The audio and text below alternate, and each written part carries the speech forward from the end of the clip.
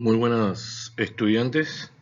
Vamos a concluir entonces con el capítulo eh, 17 y 18, ¿no? 17 y 18. Ah, Quedando entonces, como le dije en el video anterior, el capítulo 19, 20 y 21 a trabajo de ustedes, a lectura de ustedes. Son los tres capítulos con el cual culmina la obra y ya se están tomando los preparativos para la inauguración, ya se está viendo el trabajo puntual de esos 7 años de George Goethals. Así que esa lectura es importante que ustedes la estén haciendo. Ahora, el capítulo 19, 20 y 21 no es para este ejercicio. Eso va a estar dentro del contenido que va a ser el examen trimestral. Para el ejercicio de esta semana, tal como les mencioné, el capítulo 15, 16, 17 y 18. Ubicándonos en lo que yo les estoy transmitiendo a través de esta presentación. Quiere decir que ustedes lo van a poder reforzar con sus lecturas, pero prácticamente estamos sacando la evaluación de lo que les estoy compartiendo, ¿no? Ya lo dijimos en el video anterior y lo quiero recalcar en esta ocasión. Entonces, continuamos con el capítulo 17 y 18 y ya entra entonces en el 17 John Stevens. Solamente para que retomemos el fracaso de la administración de John Wallace. John Stevens entra con un sueldo de $30,000 por año. Un poco más de lo que iba a cobrar el señor, o lo que estaba cobrando el señor William Gorgas. Nada más, Gorgas cobraba creo que 25,000, ¿no? O 20. Y 30 estaba cobrando entonces John Stevens. John Stevens era un ingeniero de ferrocarriles, con experiencia entonces en el Great Northern Railway, y eso le daba a él una capacidad de visualizar la importancia del ferrocarril en esta gran obra. También es importante que hasta ese momento se tenían peores resultados que los mismos franceses. John Stevens comenzó a evaluar qué había pasado con la situación de Wallace y su debacle en ese año de administración. Y en resumen, él dice que había esta frase: tres enfermedades en Panamá: la fiebre amarilla, la malaria y el miedo. El miedo que podía inculcar la cantidad de muertes que se estaban dando. Entonces él visualizaba el ferrocarril como un instrumento para la labor que él iba a realizar, pero lo importante también era la parte de la salud. Por eso John Stevens sí apoya a el doctor Gorgas, ¿no? ¿Qué hace como los pasos? ¿Cuáles fueron sus pasos? Sus pasos. El primer paso, suspender todas las excavaciones. Todo lo contrario a lo que había hecho en su momento el señor Wallace, ¿no? Suspende todas las excavaciones. De alguna forma está contrario al dictamen o la impresión que tenía la comisión del canal, que este era un trabajo técnico de ingeniería. Apoya a Gorgas en todo lo que él requiere: presupuesto, personal, para poder sanear todos los trabajadores del canal, e igual eso repercutía en las ciudades de Panamá y Colón. Y aquí es donde en el tercer paso se reconstruyen las ciudades de Panamá y Colón en cuanto a sus infraestructuras. ¿Cuáles eran los trabajos que había que hacer? Acueductos de agua potable, acueductos de aguas servidas, toda esta parte de la salubridad, tratar de eliminar las aguas empozadas. Entonces, ese fue el trabajo que se hizo de la mano de Gorgas, ¿no? Se radicó entonces en un año y medio el problema. Lo que pudo haber sido en un año y medio se erradicó, permitiendo entonces que la parte de la salud ya completada, lo que siguiese fuese entonces el trabajo y la elaboración de un buen plan para poder concluir la construcción del canal norteamericano. Vamos a la siguiente. La etapa de John Stevens se puede llamar la era del ferrocarril. Más o menos, pónganlo de esta forma: John Stevens, sinónimo ferrocarril. Para él era muy importante renovar todos los rieles del ferrocarril, cambiar las estructuras, los vagones, hacer rieles más anchos, vagones más grandes, adecuar el ferrocarril como la mano derecha del plan de Steven. ¿Y cuál era el plan? A través del ferrocarril poder transportar todas las tierras que se excavaban, los materiales, las herramientas, el personal, es decir, que el canal fuese de la mano del ferrocarril. El error de Lesseps y de Wallace fue nunca concebir el ferrocarril como la clave, y ahí está el problema de ellos. Una moraleja que les dejo aquí: a los más idóneos se les da la autoridad y luego se les pide estrictos resultados. Si la administración debe basarse en los hechos, conjeturas no tienen cabida. Obvio, me está molestando un poco aquí la imagen que tengo, pero ahí ustedes pueden ver en la presentación, cuando yo se las he compartido ya en Teams, la moraleja de lo importante es estar preparado. Ya lo vimos con Gorgas, tener un plan. Ahora lo estamos viendo con John Stevens, ¿no?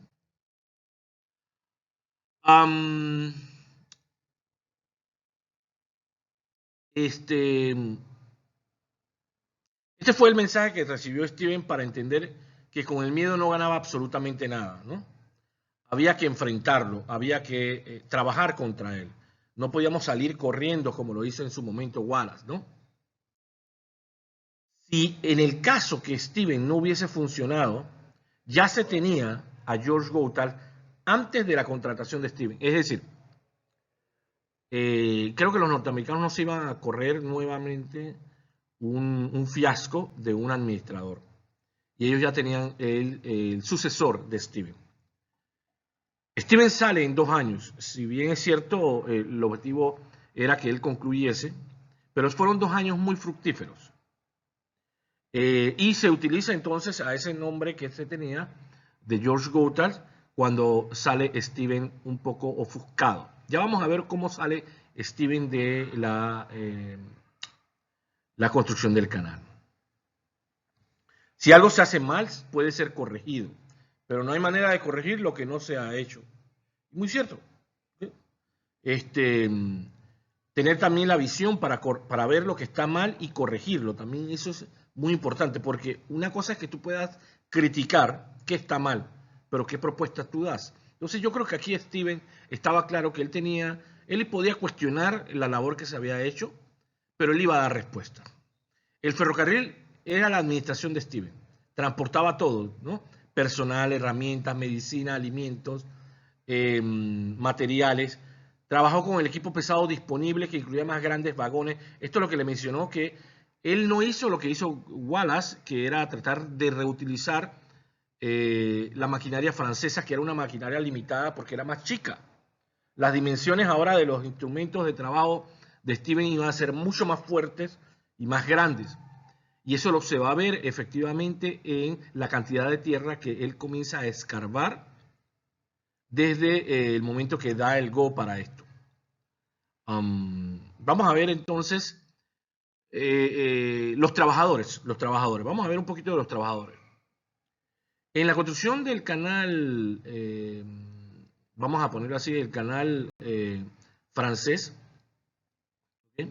Vamos a ponerlo del ferrocarril de Panamá. Vamos a irnos hasta el ferrocarril de Panamá a mediados del siglo XIX.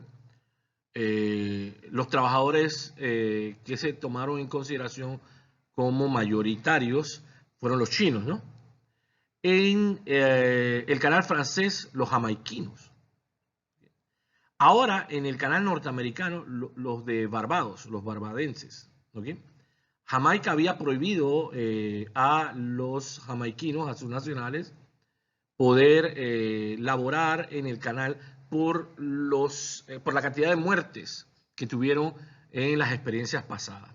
Ya en el canal norteamericano, los chinos, más que mano de obra, aunque fueron en parte, funcionaron como proveedores del canal.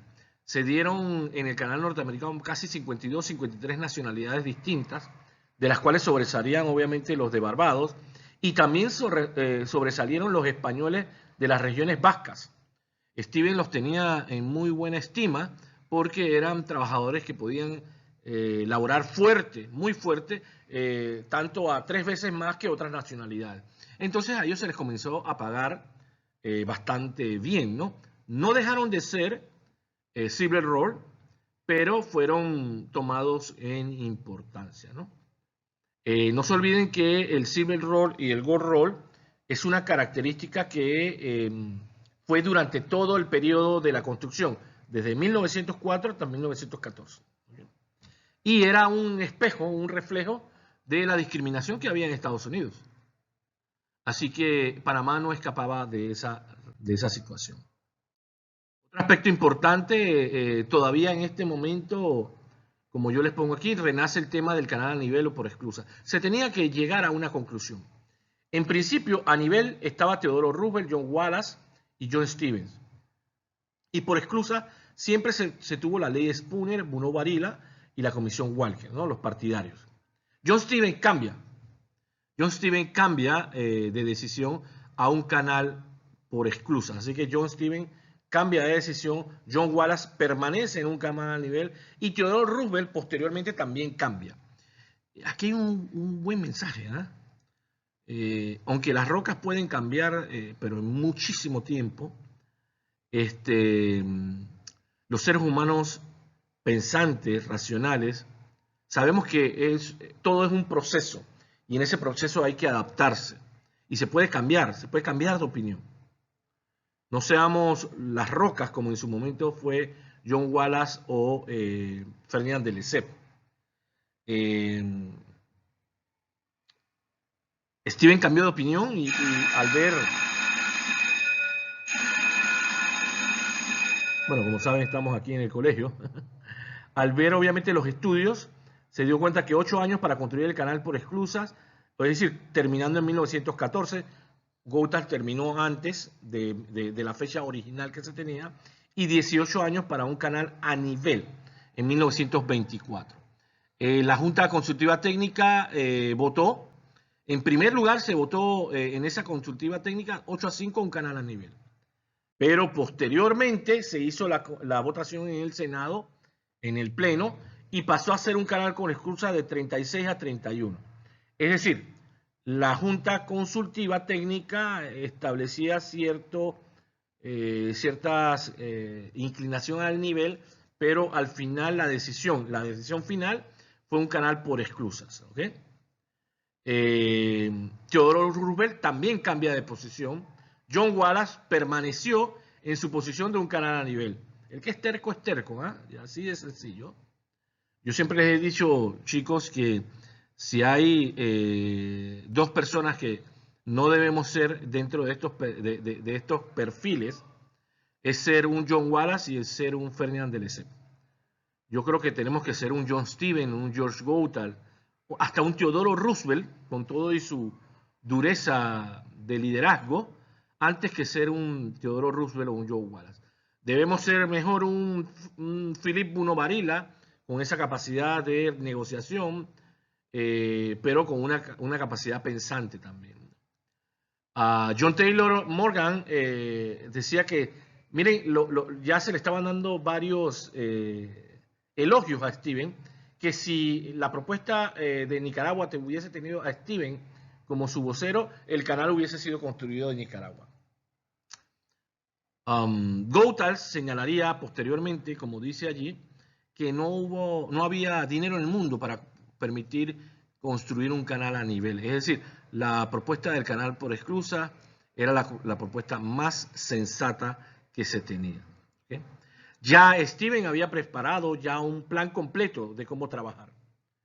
Estaba creado, obviamente, el plan para represar el río Chagres, que como les mencioné en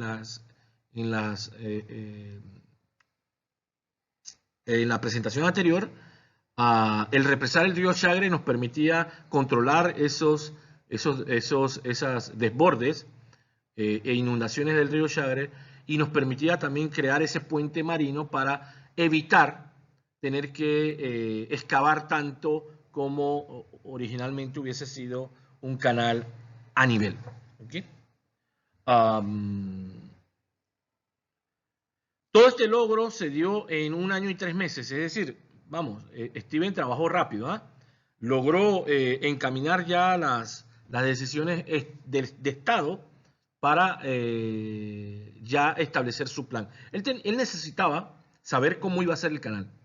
Y creo que el hecho de él poder tener, ahora sí ya claro, que era un canal a nivel, ya él podía establecer un plan como Dios manda, ¿no? Vamos a ver ahí el capítulo 18. Y estamos terminando. Aquí comienza efectivamente algunos cambios que hace Steven, aunque comienza a verse, ya con este capítulo vamos terminando, comienza a verse unas quejas, ¿no? Algunas situaciones. Steven quería trabajar, pero había un establishment muy controlador. Aunque se había minimizado la comisión del canal, que estaban en Estados Unidos, todavía él consideraba que tenía que convencer al establishment norteamericano cuando él estaba trabajando, ¿no? Entonces comenzó a tener una molestia con la política norteamericana con base al proyecto. Él no tenía una buena relación con Roosevelt, es más, se quejaba de Roosevelt con Taft. Tampoco tenía paciencia con los senadores y el constante cuestionamiento a su trabajo y a su salario, porque todavía le cuestionaban salario. Esta mala relación se extendía hacia los panameños y los sindicatos. ¿Qué quiere decir? Que Steven, si bien es cierto, al final fue despedido con bombos y platillos, los panameños lo llegaron a querer, hubo momentos de tensión, ¿no bien? Que tuvo Steven, porque él quería que el trabajo se realizara.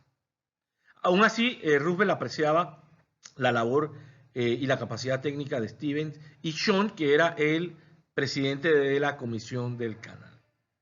Se cambiaron dos aspectos, por ejemplo, ya se podía trabajar con algunos contratistas externos para algunas labores. Antes, todos los trabajos eran con empresa estatal, es decir, el Estado trabajando. Se cambia la cadena de mando, Roosevelt, Taft, Sean y Steven. Hasta aquí, Taft, Sean y Steven, había una excelente relación para Steven. Se cortaba un poco con Roosevelt, pero el hecho de que él tuviese a estas dos personas allí le dieron bastante oportunidades para poder establecer el plan. Teniendo a Sean y Steven juntos, tenían todo el poder que buscaban para poder lograr el plan. Theodore Roosevelt viaja a Panamá. Este fue el primer viaje que realiza un presidente norteamericano fuera de Estados Unidos continental a un país extranjero. El primer viaje. Y lo realizó a Panamá. Él vino a ver las obras y las construcciones que estaban bajo la administración de John Stevens. Cuando él llegó a Panamá, él llegó con ciertas expectativas que pueden decirse fueron satisfechas. Vio un trabajo enorme en la parte de la salubridad por Gorgas, reafirmó el apoyo a Steven por el plan como lo había desarrollado. Las excavaciones tenían cifras récord, el doble que el mejor año de los franceses. Steven estaba en su mejor momento.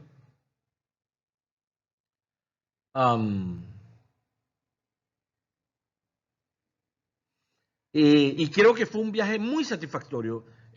Podemos decir que Steven recibió el espaldarazo, es decir, muy bien, de parte del presidente de los Estados Unidos. ¿Ok? De parte del presidente de los Estados Unidos. Así que la situación iba a viento en popa. Pero recuérdense que había ciertos roces que tenía Stevens con el establishment norteamericano. Aquí están fotos verídicas, reales, de la visita de Theodore Roosevelt, siempre de blanco.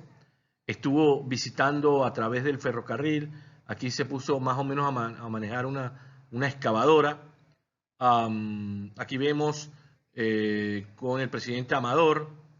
Es decir, son imágenes reales. Él comenzó a preguntarle a los trabajadores algunos detalles, qué cosas pasaban. Así que se llevó una excelente impresión. Cambia la situación con Steven. Cuando Sean renuncia, se le fue un aliado, el aliado Steven. Steven comienza a ponerse irritante, amargado y fatigado. Él escribe una amplia carta a Roosevelt, como se los estoy mencionando allí. Chicos, esta presentación tiene mucho texto porque es casi un resumen de la lectura. Entonces, yo se la estoy dialogando, algunas cosas se las estoy diciendo adicional al texto. Algunas cosas las repito, pero quiero que entiendan de que estudiando la presentación pueden estar sintonizados con la lectura como tal. Escribe una carta amplia a Roosevelt, según él, para manifestarse cómo se sentía. Roosevelt la tomó como una carta de renuncia. ¿Okay? ¿Cuáles eran las quejas de Steven? Obcecado por las críticas de Washington. Su vida familiar deteriorada. Se privaba de más de $100,000 por año en una actividad privada por estar en Panamá.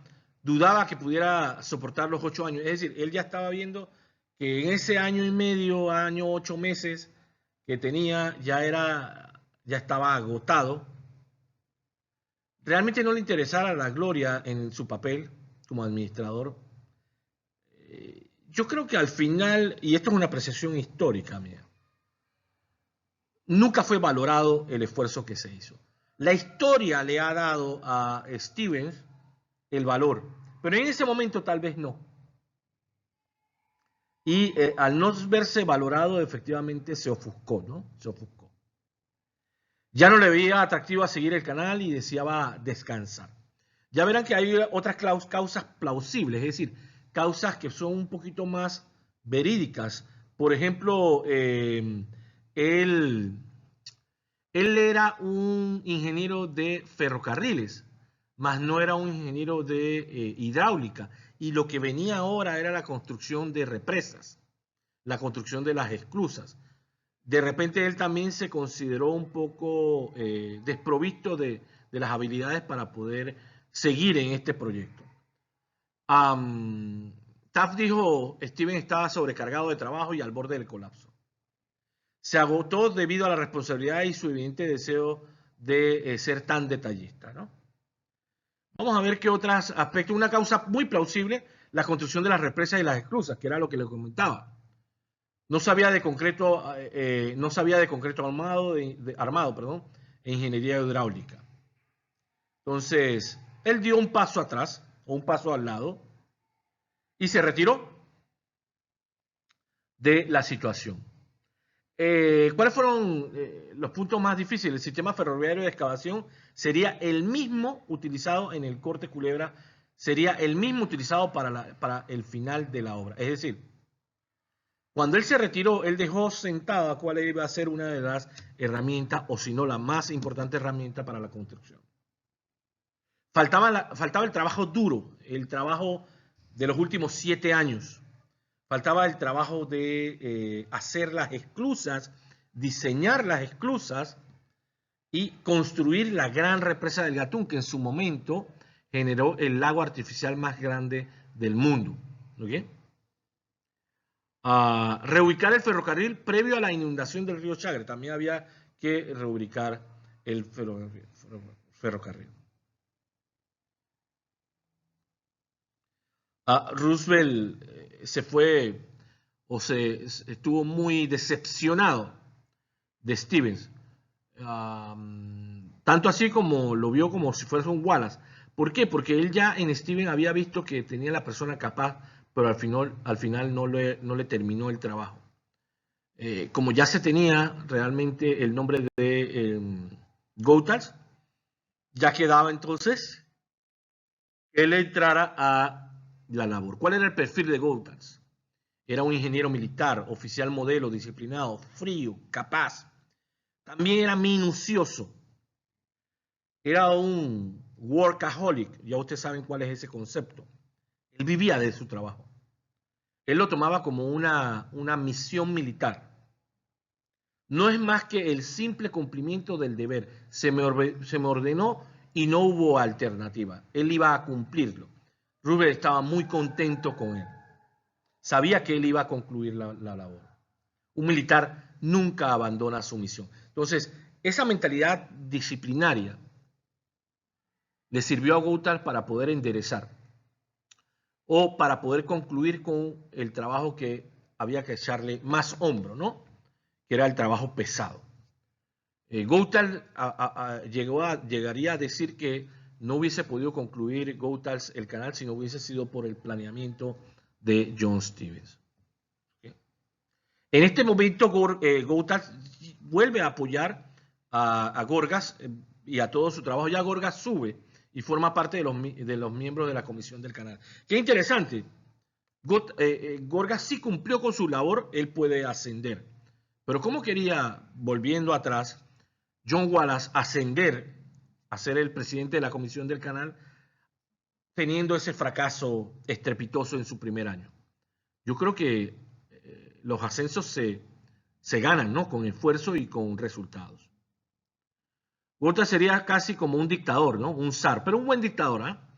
Con la visión clara hacia dónde quería ir. Goethals sería, ya lo vemos en los capítulos 19, 20 y 21, sería un mariscal de campo, porque él iba a tierra. Se dice que él sabía más detalles y pormenores de todo lo que estaba ocurriendo alrededor de la construcción que muchos trabajadores o muchos de sus subalternos. Es decir, si él tenía una persona que liderizaba un área, vamos a poner el área de los repuestos, se dice que Goethals tenía a veces más información que el mismo que era el encargado de los repuestos. Y esto habla muy bien de él, pero también de lo inmiscuido, lo inmerso que tomó Goethals como una misión militar el concluir el canal. Estamos casi concluyendo, ¿no? Otras cosas que se terminan en el capítulo 18, porque vuelvo y le repito, en el capítulo 19, 20 y 21 ya vemos la construcción de Goethals en detalle, y eso lo van a leer ustedes, y cómo termina, cómo concluye e inaugura el canal.